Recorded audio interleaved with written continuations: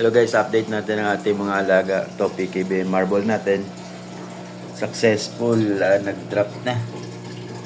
So, meron ng mga bagong fry. Pagkagising ko pa lang guys, di ko napansin.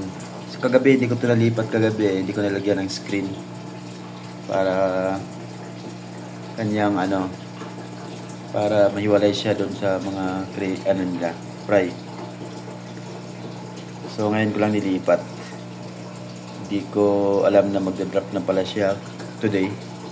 So kanina umaga pagbukas ko ng ilaw, ayan, nag-drop na nga. So dali-dali natin nilipat para makain yung kanyang mga fry. So ayan, hindi ko alam kung may nakain ng fry kasi kasama nila yung lalaki nila dito.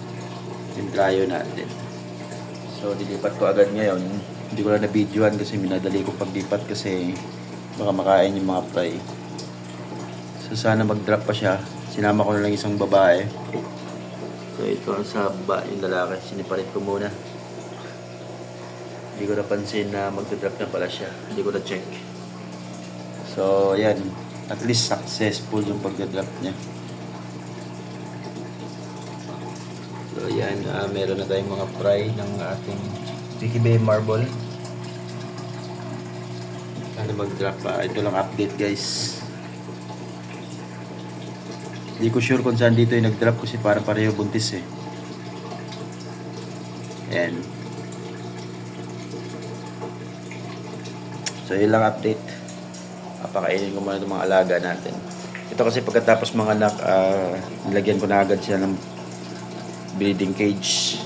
Para if ever mag-anak ulit. Kahit wala ako kasi lagi akong pag nasa trabaho, walang batay sa bahay kaya nilagyan ko ng cage. Ito lang kagabi, nagawan ko na ng cage.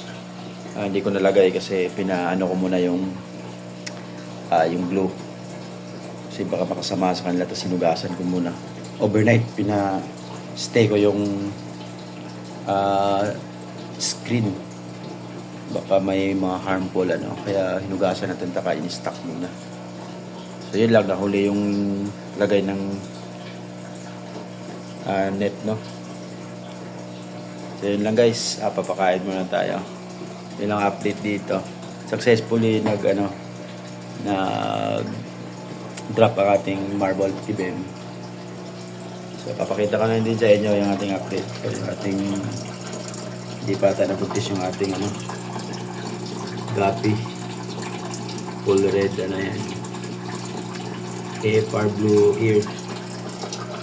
Ito ang fry natin sa ating flat gold. Yan. Madami-dami na rin sila. Yan ang focus. Ayaw mag-focus. Yan. So, papakainin natin sila ngayon. So, yun lang guys. Update natin. Sana marami pang madrop.